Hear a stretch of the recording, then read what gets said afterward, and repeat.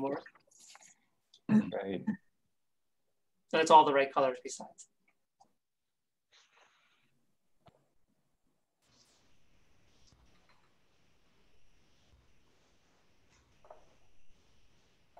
Jim, I'd love to chat with you offline about the work that you're doing about starting a new high school. Sounds exciting.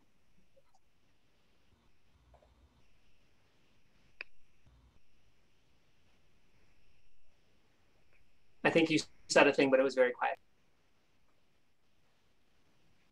I think I was on mute. I just said that would be great. Delightful. I would love to, Scott. Thank you.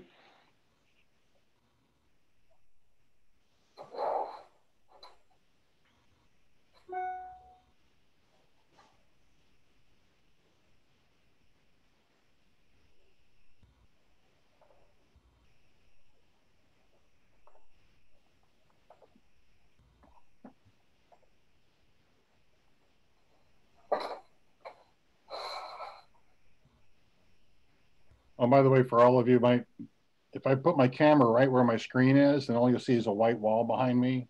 So to have some kind of background, I have it. So if my eyes are darting back and forth, it's not shifty eye syndrome. It's just, you know. I have my second screen, and that's where I can kind of see you, and then here, computer's kind of good. You're a great bookcase. Very well. So. Well, I think we're almost at 2 o'clock.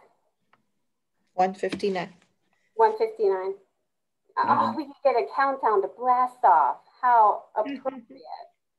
I think we just went to 2, Amy. Okay. So welcome everyone to Aerospace Education, Inspiring the Workforce of Tomorrow. My name is Amy Spowert, and I'm the President and CEO of the National Aviation Hall of Fame. And I'm Greg Principato, President and CEO of the National Aeronautic Association. This is the 6th in a series of webinars brought to you by a collaboration between the National Aviation Hall of Fame and the National Aeronautic Association. Our missions align with the most legendary people and most remarkable achievements in aviation and aerospace. To learn more about our organizations, please visit our websites right there. They're lonely. They want you to visit. Members of the Hall of Fame and the NAA received advance notice of today's webinar and were able to sign up early for this limited opportunity. This will be the same for future webinars, so please become a member. As we go through the webinar today, please feel free to send your questions and we will do our best to work them into the conversation. Now let's go to the introductions, Greg. The future of aviation and the American economy depends on a workforce well steeped in STEAM concepts and drawn from the entire talent pool. This webinar features accomplished and thoughtful leaders who will discuss how to make this a reality. Before COVID, there was great anxiety about whether there were enough people in the pipeline to fill needed aviation jobs. This may or may not have changed, and we'll explore that. To help us examine all this, we have an amazing panel for you today. Shella Condino has been teaching AP Physics at Oakton High School in Virginia since 2017. Prior to that, Shella taught at in El Paso, Texas, and then Presidio High School in Texas. In 2003, Shella began developing ways to introduce rocketry into her curriculum. Her creativity and passion for motivating her students led to a program that earned Presidio national recognition, including an invitation to the White House to meet President Obama. She continues to mentor kids at Presidio while sharing her talent at Oakton. Shella students have gone on to work for Aerospace's biggest names, and in 2011, Sheila was chosen as the National Aviation Hall of Fame's Crossfield Aerospace Teacher of the Year. Jim Gregory is chair of the Department of Mechanical and Aerospace Engineering at The Ohio State University. He designs innovative and international hands-on learning experiences for aerospace engineering students and recently produced a public video series titled The Science of Flight, together in collaboration with the Great Courses and the Smithsonian Institution's National Air and Space Museum. In 2017, he led a team of students and researchers that set national and world records with an autonomous drone. Jim is the 2020 recipient of the NAA's Brewer Trophy, which recognizes significant contributions of enduring value to aerospace education in the United States. John Lappford is the founder and CEO of Electra.Aero. He previously launched the Daedalus project in 1985 and was founder and CEO of Aurora Flight Sciences from 1989 to 2019. He also co-founded Athena Technologies. John is the immediate past president of the American Institute of Aeronautics and Astronautics. He is also a guiding force behind the Team America Rocketry Challenge, or TARC, a model rocketry competition for students from 6th grade to 12th grade, and sponsored by the Aerospace Industries Association and the National Association of Rocketry. TARC received the 2014 NAA Brewer Trophy and the 2020 National Aviation Hall of Fame Spirit of Flight Award. Scott McComb is the Raceback Aviation High School Science Department Chair, founding coach and past chair of the Washington State Science Olympiad, Raceback's AIAA and Green Energy Team Advisor. Scott developed and continues to refine a program of physics and flight and aerospace engineering that includes encouraging community connections and creative problem-solving techniques that challenge students with activities that include designing and building heat shields, Martian rovers, virtual aircraft, and real solar-powered cars. Underachiever. A lifelong learner, Scott earned his pilot's license and interned at Boeing Flight Test and Blue Origin. In 2019, Scott was chosen as the National Aviation Hall of Fame's Crossfield Aerospace Educator of the Year. Oh, what a panel, Greg. What a panel. Absolutely. Take it away. Okay, so we want to get things started here with a poll. I hope you all are ready. Amy, let's go ahead and put up our poll number 1. When should students be introduced to STEAM concepts? Elementary school, junior high school, not at all. If anybody votes for not at all, we should kick them off. I know, they're out. Shella, we're going to go ahead and start with you. How can we get elementary age children interested in aviation and aerospace? I believe there are many ways where you can actually engage young children and expose them to aviation and aerospace. So for example, the teachers, they can begin teaching basic and, fun crafts in school. They could do paper airplanes, they could build paper rockets, especially for the little ones. They can also include, in the next grade levels, they can also include maybe during their storytelling activities, they can include history of flight. I always loved the story about those WASP, those women air service pilots. I find that they are very fascinating, and being able to meet them in person, it's even great. Now, parents too, together with teachers, can also take students to exposures like field trips to, let's say, museums. They can visit airport, galleries. I grew up having that passion for aviation and introduction because of the television. So back in 1979, that was the first time we had television in at least in my homes. I was able to get to see the anniversary, 10-year anniversary of the landing on the moon. So, we also have what we call NASA TV. So it's a lot of exposure, early exposure and firsthand experiences that I think, would be very imperative, especially on this very nurturing stage. It's kind of like it's essential. The kids' brain, elementary, middle school, they're very, like sponges. They absorb anything. And the good thing is they have nothing to lose, and they always love to have fun. So if I may tell a quick story, I remember doing a STEM design challenge in Presidio. It's a district-wide, and it's the most awaited event in the town, of course, besides rocket launches. But in the program, every grade level was represented by students, and from 3-year-olds, because Presidio has a program for 3-year-olds at that time, all the way to 12th grade. And one of the challenges that I created was in the engineering section was to design an aircraft carrier. So it has like a load of people, and the people are represented by ping pong balls, and the airplane with, with paper. Everybody received the same amount of material in the same bag, the same amount of time, the building and everything, and the testing. But who do you think did the best, not the best, but the first design of the aircraft? The little ones. And the middle schoolers and the high school just took that idea, and it wasn't technically sound design, but they have it in there because they have nothing to lose. They're not afraid of testing, prototyping, because they're not afraid to fail. They just had so much fun. So I think introducing them into world early on is a great thing. Amy, well, would you show the results of the poll? And Scott, oh yeah, elementary school. Good answer.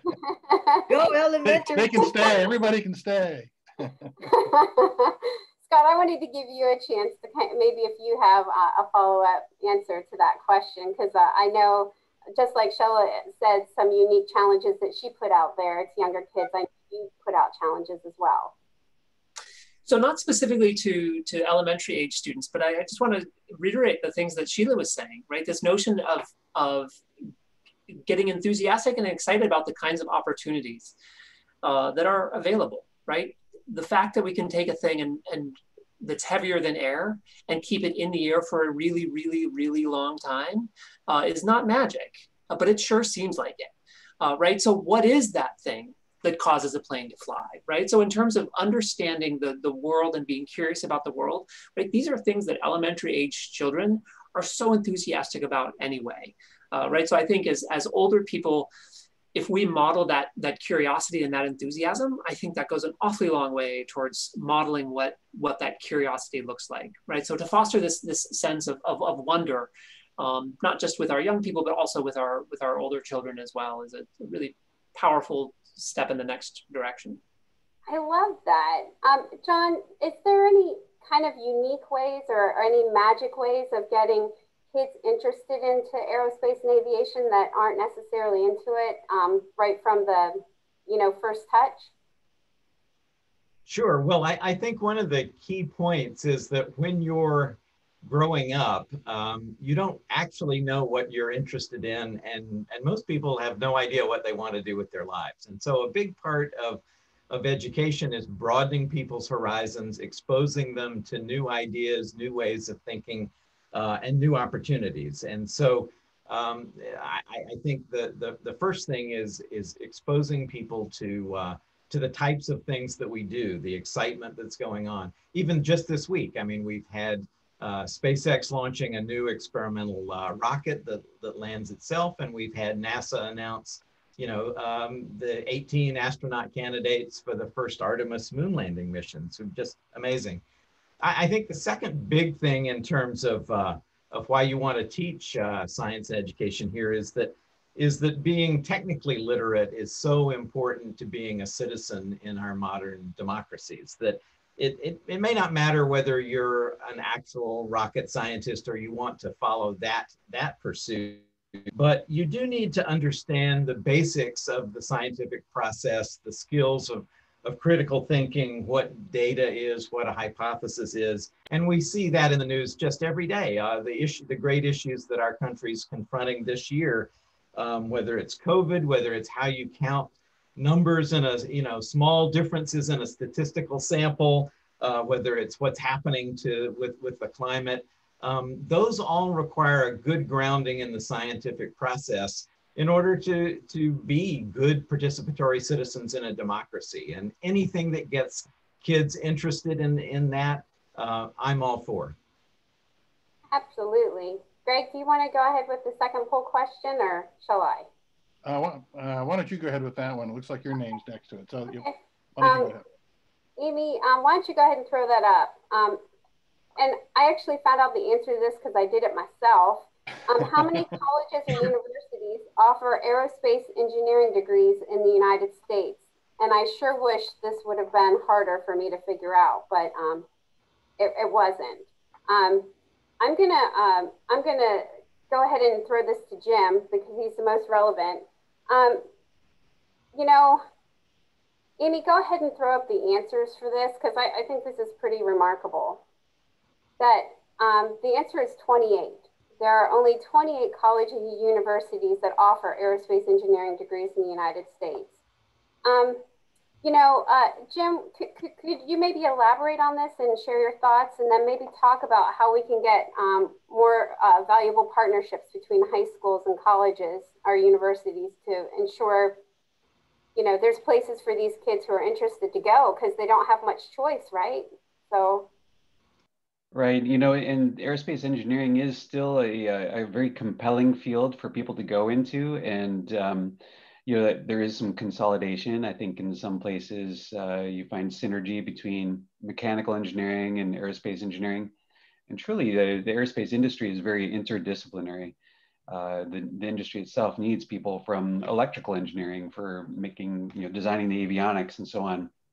But you know, I think addressing the opportunities for the students and engagement with high schools in particular.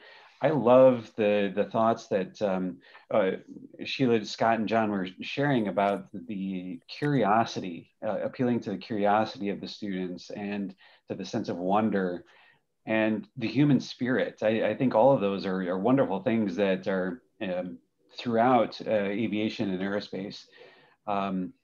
I'm just thinking of one example that I often give students in my class and to high school students and younger when I'm interacting with them. I'll ask them, who was the first woman who flew around the world? And it's surprising how few people know that. And perhaps, you know, even among the panel here, our gut reaction is Amelia Earhart. But then if we pause for a second or two, we realize, oh, wait, she didn't quite make it, sadly. And then very few people know that it was actually Jerry Mock in 1964. From Columbus, Ohio. There you go. An alumna of The Ohio State University. The Ohio State University. So we're very proud that you know, Jerry had that sense of adventure. She was, I read her autobiography. She was inspired by traveling the world, meeting people. You know, I think she flew her airplane and made a stopover in Libya, if I remember correctly, or somewhere in North Africa, in Saudi Arabia, where she wasn't able to drive, but she could fly a plane. And so, you know, these really interesting stories, I think, captivate the students' attention and energy across all spectrum. Well, I think it's interesting too, because I think it's something John said about, you know, the importance of learning the scientific method. And you know, it sounds like Sheila and Scott do a great job of that in their programs from, you know, elementary through high school. But the exciting thing about learning the scientific method, of course, is that it applies across disciplines, which is what, you know, John was saying. And it sounds like we're all in agreement that that's a great way to go. Scott, how do we replicate really, and I'm giving this to you for a reason, because I think you could have pom-poms somewhere in your house. How do we replicate teachers like you? What do we do? We don't need to replicate teachers like me, right? There are passionate teachers and dedicated teachers all over the world and all over the country. What we need is to give them space for experimentation and exploration. We need people who are not just given permission, but who are actively encouraged to go reach out to industry experts, right? The learning that I've been fortunate to have, very little of it comes from, you know, any innate passion or any innate ability on my part, as much as it is me having the courage and the encouragement from really visionary leadership to say things like, go do this thing, right? So I had the opportunity to do geochemistry and geophysical research in Alaska for a couple of summers. I didn't pay for that, right? This was someone who said a thing and said, do you know that this opportunity is available?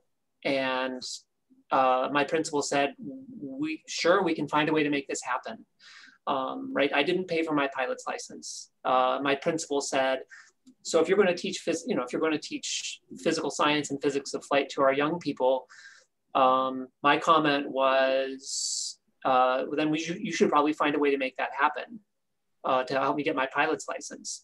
And it took, 4 emails to go from, you don't know very much about flight, but you're enthusiastic, into here is a $10,000 scholarship essentially to learn how to fly. There is a huge, the support educators have, but don't know about, is phenomenal. And I think part of the challenge is making that available. Teaching is a hard job. It's a really hard job. Right, between the day-to-day, what does curriculum look like? What does assessment look like? How do we build relationships with students? how do we help students build relationships with each other? Like, these are not trivial things. And then, so then to suddenly ask, how do you then go ahead and reach out to other people, right? Teachers need help with that, right? So replicating truly passionate and talented teachers, I'll say again that I don't think that, right, that's the piece that needs replicating. What needs replicating is the opportunity for teachers to make connections with community, right? That I don't know how many people are on the panel today, but my guess is with a series of emails that we could reach a network of potentially thousands of people. Mm-hmm. And if there were someone at the school picking up the phone saying, yes, we have a place for you to help, that would go a long way towards addressing, I think, what your question is. So, sorry, go ahead, Greg. I was going to say, Amy, it looks like some of the questions that are coming in on the Q&A in the chat really sort of follow along with that. Like, you know, teachers who may not be well steeped in aerospace or whatever, but, you know, like you said, Scott, you know, they've got passion. You know, how do you find, you know, resources for them? How do you give them the time to do that, you know, with other priorities and that kind of thing? Well, I think John Langford wants to hear what Sheila has to say about that, because talk about a passionate teacher with very little resources. Tell us what you did with your dreams of growing up in a very underserved district. Oh, you're on mute, Sheila. Okay. Well, I'm a true testament to that, actually. So I got the, you know, being born poor, but having that big dreams of mine of maybe flying to space in the future. And then going and teaching into an underserved community like Presidio, which is like 4 hours away from the nearest Walmart at that time, because now I heard it's about 2.5 hours away. But you know, it's the passion in me, you know, that if I cannot be successful on my own, maybe I would be able to at least help the other teachers and see my dream live on somebody else who probably, you know, could do it. So like, you know, most of the time, I remember during that time, Presidio High School were not performing very well academically. And so I felt like, you know, giving these kids these opportunities, even if it's not available within the area, I myself seek out on the outside and brought it into the school.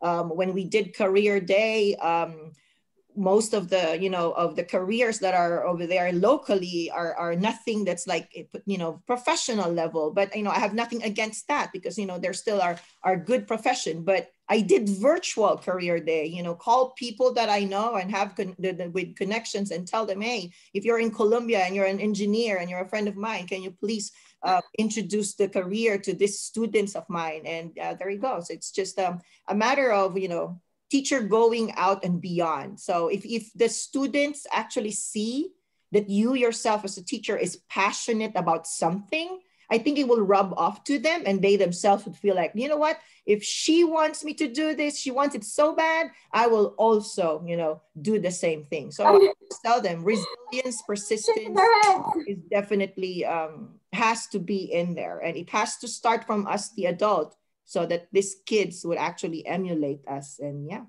Yes, someone once said, one of the best leaders I've ever been around, that the essential element of leadership is passion.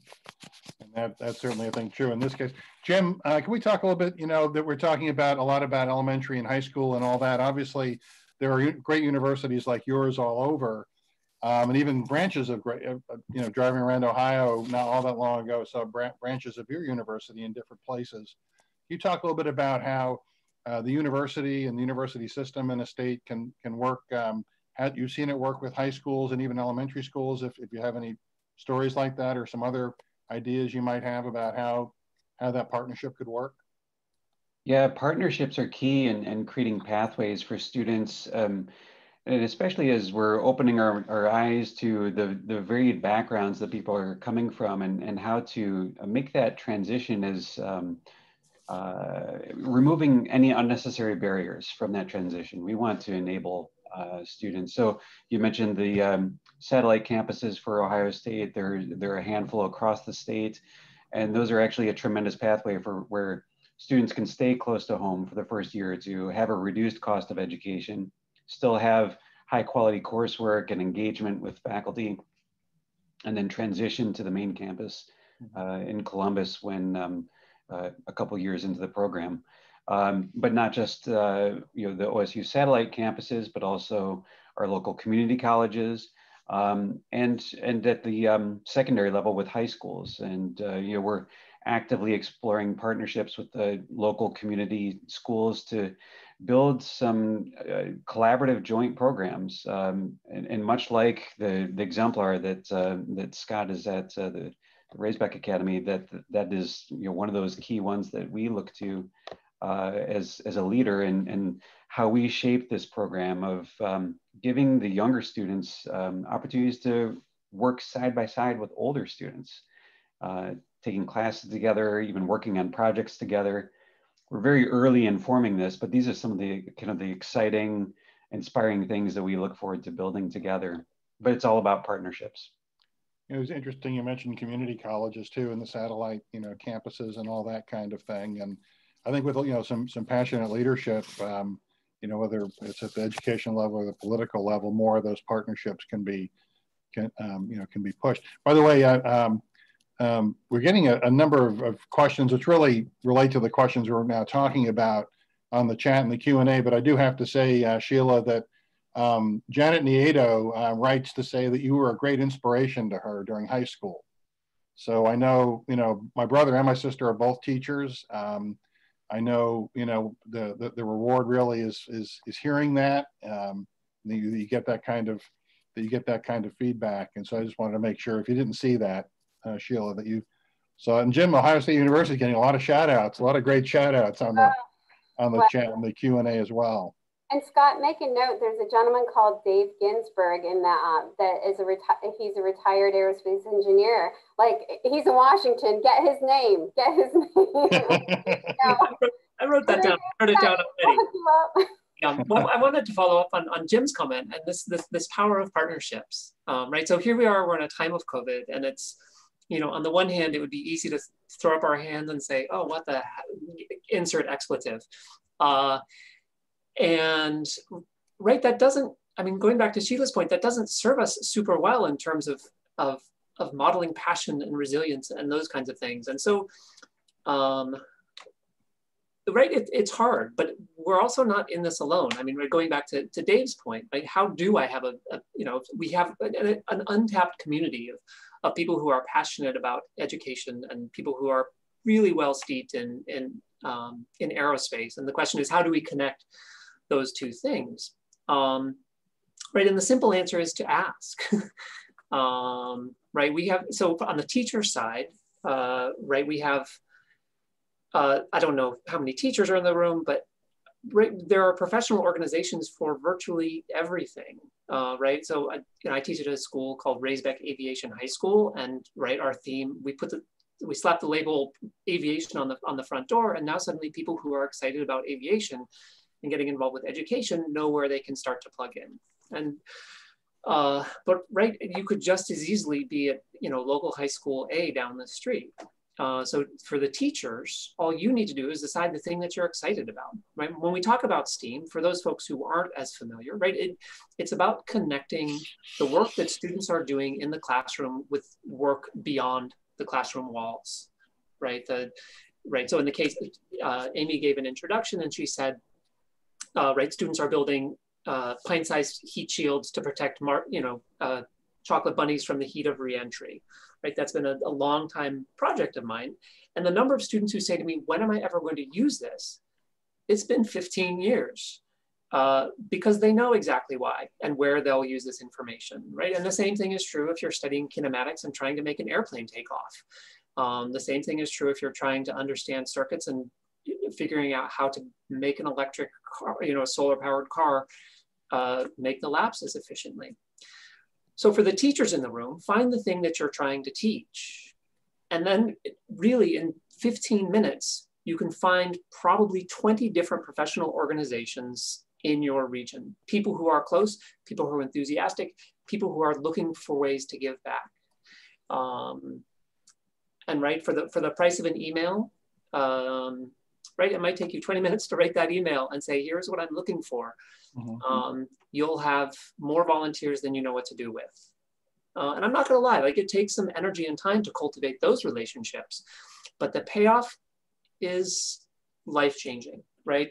What students walk away with is a vision of themselves as being able to do that thing, and B, understanding that the work they're doing now in the classroom is work they might do later, right? And in some cases, it might be they decide they don't want to do that thing, but far more likely is they're going to decide this is a path that I might pursue. That was a little longer than I intended, but it's something I feel passionate about. No, I think that's great. Somebody actually put up there, and we do have I'm not ready for the third poll question yet because it gets in some of the obstacles and so forth, but somebody put up there, and I think there's been a couple of variations on the theme put up there that, I mean, learning to fly and getting time in an airplane, it's hard, it's expensive. And I think, and the subject matter seems so intimidating to some people, right? But I think what we're talking about here is there are ways to do this without necessarily buying time in an airplane, without, protecting chocolate Easter bunnies, which I think is wonderful. I guess if it doesn't work out, you at least get the syrup. But, it's, that there are ways, and John, I know, through TARC, you've been able, and Sheila, and all four of you have been able to bring people in into this in non-intimidating ways. So should we go ahead and go to the third poll question then? Because I think it goes right in, and I can't wait to hear what John says. All right. Like, I feel like we've all been having this big buildup for what John Langford will add to this. So you see the question there. What do you think is the biggest obstacle to teaching aviation-related STEM? And lack of funds and resources, support from administrators, and lack of knowledgeable teachers. We've sort of touched on all these a little bit. Mm-hmm. So we'll give people a moment to answer. And Amy, as you mentioned, John has some things to say, I think, about it, to say about it. And John, can you talk about that? I know I've known you a while now. You like to talk about using aviation to teach STEM. Can you talk about the obstacles to doing that? Sure. Well, I think I'd like to start with what I think are not obstacles to doing that, or at least shouldn't be obstacles to doing that. And probably the first one of those is the money. I mean, certainly it's been mentioned that going out and taking flying lessons, very expensive. We kind of get that. But there are many approachable ways to bring effective STEM teaching within the budget of pretty much any community in the country. Sheila gave a perfect example of that, and we'll probably come back and talk more about that. But a couple of points I wanted to really make here, and one is that everybody, any teachers on this call, or anyone who knows a teacher, should go and look at the AIAA Foundation, because the AIAA Foundation gives money to teachers. There are a series of classroom grants up to $500 a piece, specifically for the purchase of STEM type materials and projects. And that's open now. There's actually a closing date. It's currently on an annual basis, but closes on the 15th of January. And the AIAA has a lot of money available for that. Alexandra D'Imperio, write that name down. Alex D'Imperio is the person to contact at the AIAA about that. And I'd love for the viewers on this webinar to flood the AIAA with applications for funding through that. Another part of that is lesson plans, and there are a number of good, effective sources for lessons plans. One of the ones that is really making a lot of progress, particularly in this pandemic time, are the folks over at Estes Industries. Particularly another name everybody should write down is Nicole Bayer, B-A-Y-E-U-R, at educator at estesrockets.com, and she's leading an initiative with a number of working with the AIAA and a number of experienced teachers to put forward a modern set of lesson plans that speak to the kinds of affordable things we're talking about doing. I want to just say things have changed so much since, you know, in the last few years, I just want to hold up one little thing. This is something called a pocket lab. It's made by a company that does science innovations. And this is a very small data logger that measures kinds of parameters. It's essentially all the things you need to go in to make an inertial measurement unit, if you were, which is now within the realm of elementary school kids. Who doesn't want to do that? About $100. And it's an example of how much things have changed even in the lifetime of the people on this call, that this type of thing is available in well-integrated lesson plans and accessible to literally kids that start in, you know, 5th grade or so. And then the final thing, so we talked about sort of money, lesson plans, and the third is just sort of the opportunities for connecting. And again, we've mentioned a couple of times the Aerospace Industries Association, the AIA, and the National Association of Rocketry, and their combined effort for the Team America Rocketry Challenge, aimed primarily at high schools, but also middle schools, and providing a great organizational construct for teachers and groups who might not quite be sure how to launch into this into this area. And so I would recommend the AIA and the NAR to everybody who's looking at this as well. And they help address things like not only the sort of structure of it, but also how you find flying fields like that. Amy, do we have the answers to those poll questions first? And oh my goodness. Interesting. Very interesting. And by the way, for those of you who are listening in, Nicole Baer has put up several links to various programs. I don't know if everybody can see that or not, but we'll figure that out. Shelley, you have I think an interesting story, and we're going to focus a little more in a minute, some questions Amy has for teaching during COVID, but this is more of a general issue. You teach now at Oakton High School in Northern Virginia, not far from where I live, in a community with a lot of resources. You came from a community that didn't have quite that many resources. You talked a little bit about it earlier. Can you talk a little bit more about teaching some of these things in a school district that doesn't have a lot of resources and may not feel like they can really get their arms around it, but you clearly succeeded in doing it. You're muted again. I'm sorry. Sheila, you're muted. I tried to be respectful to the others. That's why. There we go. But yeah, it's quite a big shift on my experience.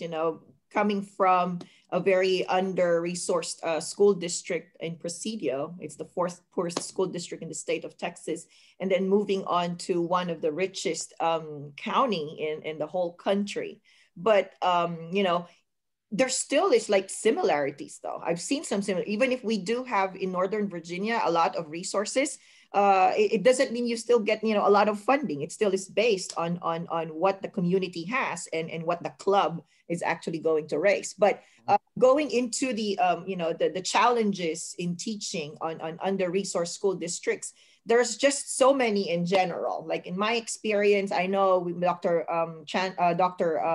Lappford mentioned about money is not necessarily an issue. It really is not an issue, but realistically, it takes a while before it actually reach rural school district. I mean, I taught in an economically disadvantaged rural border town school, and we have lack of resources, lack of funding, and not just that, lack of expertise as well. I couldn't tap into anybody who has like experience in aviation and aerospace. It was a little bit difficult. So, doing programs or classroom activities, especially programs that are after school programs, would require some cost. And, most rural school districts have their budget cuts and priorities when it comes to allocation of resources. I mean, Texas is more of a sports country, so they prioritize allocating budget in there rather than doing academic activities or so. So it's a little bit challenging for us. But like what I was saying, if you are a passionate teacher and you really want to expose your students to this wonderful kind of experience, it doesn't matter being served, being a minority, whether there's lack of expertise or even language barrier. It's not, it's not an issue. It's not a barrier, or I could say it's not an excuse, because opportunities, including the challenges, should be provided to all, regardless of the race, regardless of gender or economic background. So there should be that encouragement of that climate where, there's equity, both in gender, racial diversity, and inclusivity. So I felt like it should not be an excuse. We have to figure out. And I have done that myself together with the community of Presidio. It's not just me, but I was able to be, lucky enough that I got supported by administrators. But there are some issues in some border schools too, or economically disadvantaged schools, where they have minimal support from their administrators because they have other priorities besides academic activities and programs. I'm just very thankful. When I was in Presidio, I experienced that with some principals, but God is so good that I was able to convince them that there is an impact in this particular activities, in these programs that will benefit the students. So all I need is to have them on board, and I will figure out a way. And same way here in Northern Virginia, I am very lucky to have very good administrators in Oakton High School, because they understand that there's a need, and students, they can improve their lives. There's a good impact of this program in the students' lives. So go ahead. Sheila, I want to follow up with you real quick, because we get a lot of comments. We're getting a lot of comments about your story, and it is pretty inspirational. So I just want to give you a moment to talk about, I heard you say you said it in a nice way, no excuses, right? But you were teaching at the most, I hate to use the word poor, but underserved school Correct. You could possibly imagine, on the border with Mexico. And I would love for you to talk about, just briefly, what it's like to take kids from there to the White House to meet the president. And I know you sent me a list of about 10 students that you have that are working at Boeing, that are, that have big, amazing jobs in aviation and aerospace, and have been part of your rocketry program. So. And Sheila, yes, sir. Tell the story of how you got to the job at Presidio too, because I think that's an important part of your story as well. Okay.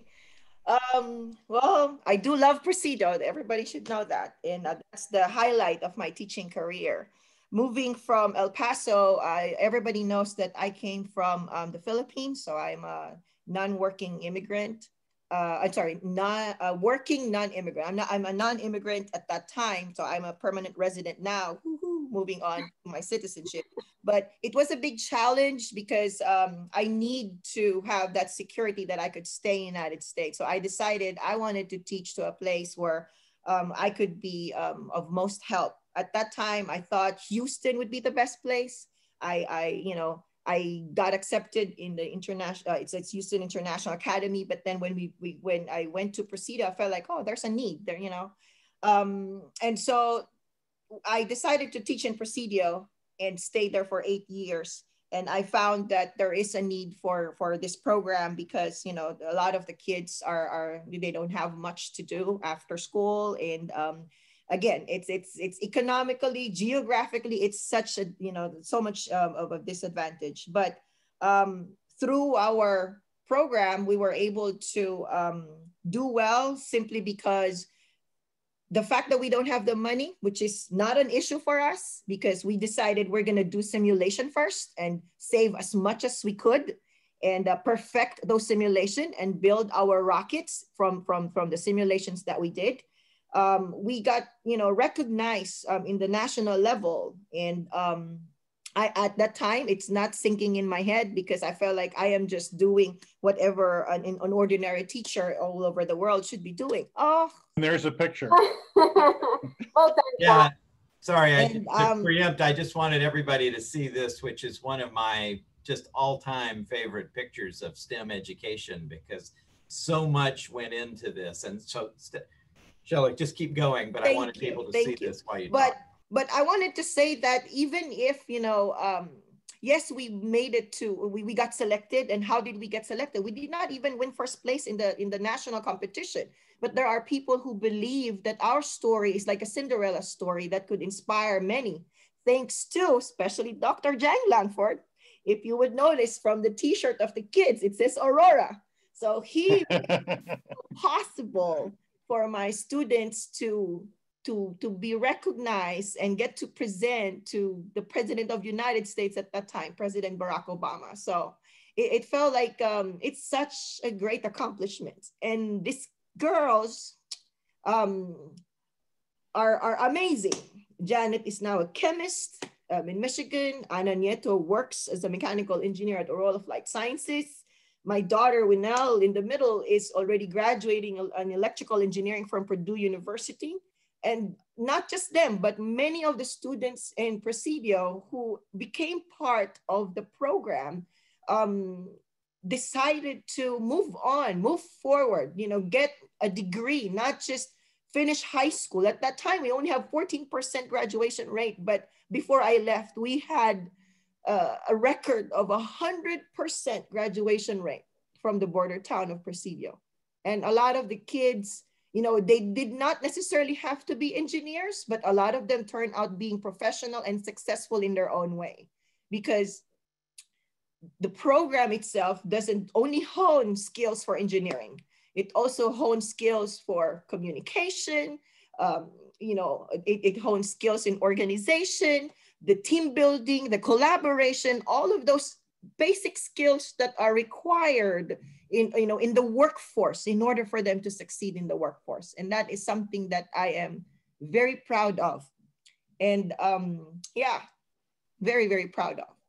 I may be teaching in one of the richest, you know, school districts in the whole country, but that passion that I have in Presidio is the same. I do have great students in Oakton. Just recently, you know, we got selected again for the NASA SLI. My team leader, you know, Landon, oh my God, he could carry the whole team. He could be a good CEO. I am telling you, kids that what's his name? Landon Wheeler. Oh my goodness.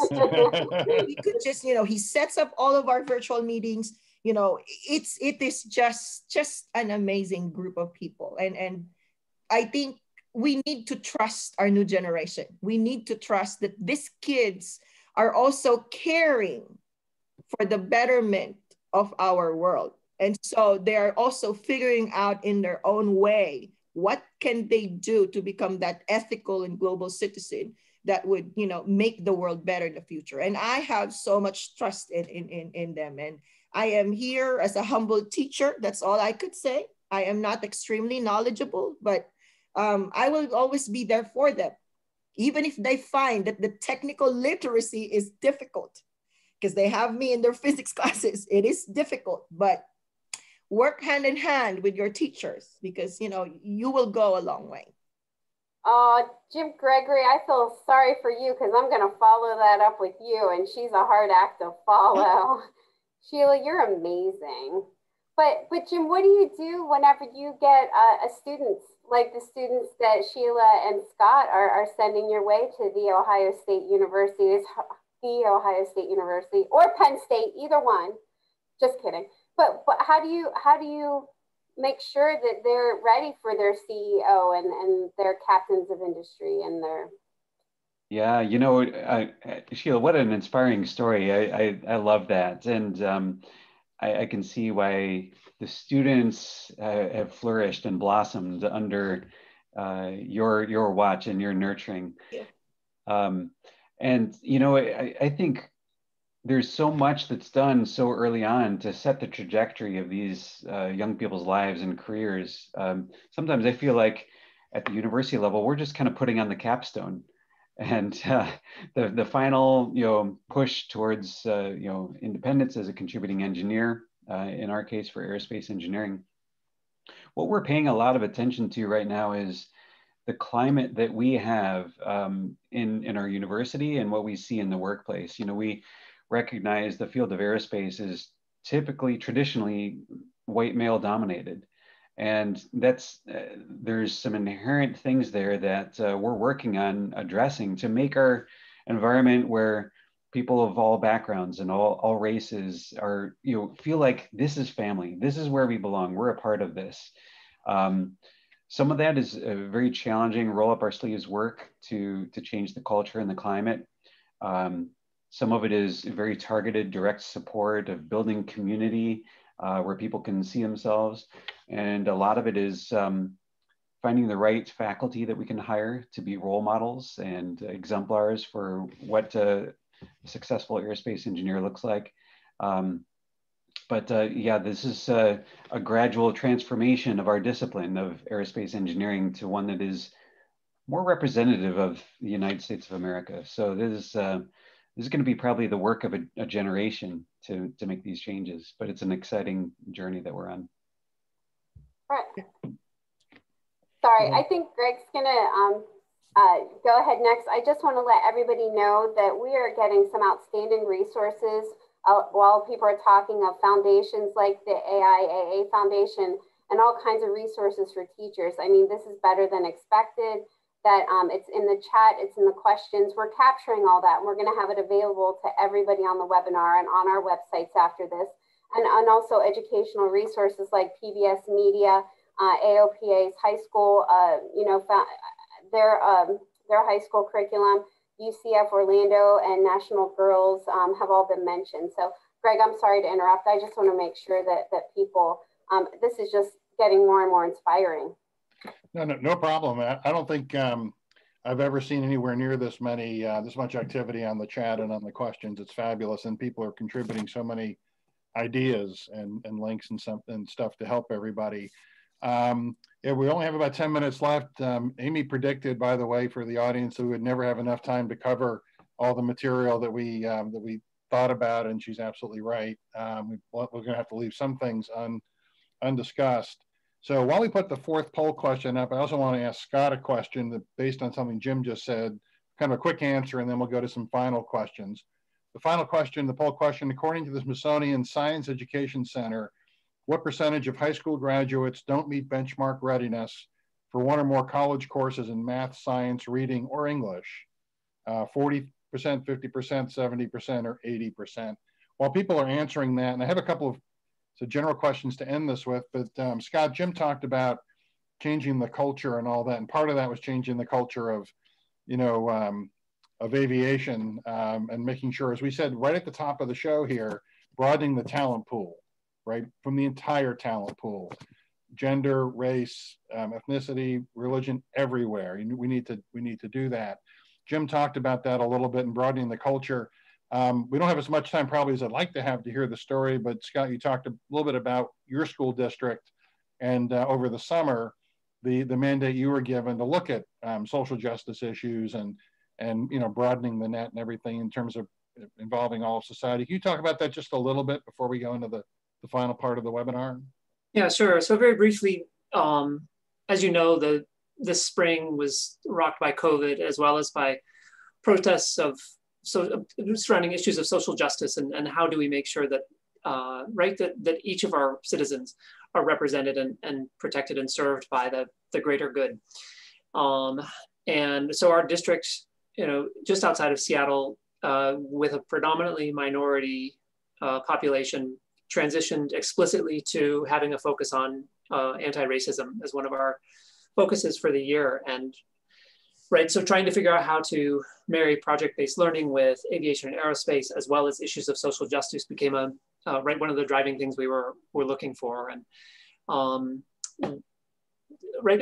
speaking of tricky challenges, and so what I ended up doing with my 9th grade class is shifting from saving the chocolate bunny from the heat of reentry to solving airplane noise, right? So my school district surrounds SeaTac Airport, and airplane noise is an issue, right? There are 800 aircraft operations a day during COVID, and closer to 1,400 when there's not COVID, right? And that has an impact. And so how do students get involved with either understanding the science, doing something with the engineering, or being an advocate, having understood the issues, right? So to help reframe students instead of being something things are done to, as being agents of change and figuring out how do they A, understand, and then B, engage with and change their futures.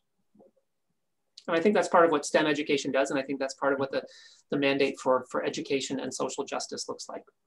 Well, I think that's an important point. It's not just, you know, each part of education has its own little bucket, and you can only look here or there, that it all works together, right? Do we have the results of that poll question? Well, those of you who said 80% get a gold star and who said 70% get a silver star, because when Amy went and did the research, the answer is 78%. So we have some work to do, right? And with teachers like we have on the on this webinar, from, you know, K through 12 teachers through college, through people who teach even after they leave, like John does, in one way or another. We have our work cut out for us, but we have great people on the job. So I want to ask, we only have about 7 minutes left, 6-7 minutes left.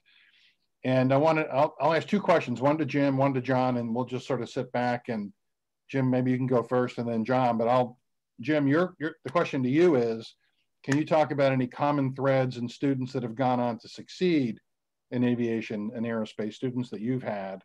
And then John, you're out there hiring people, right?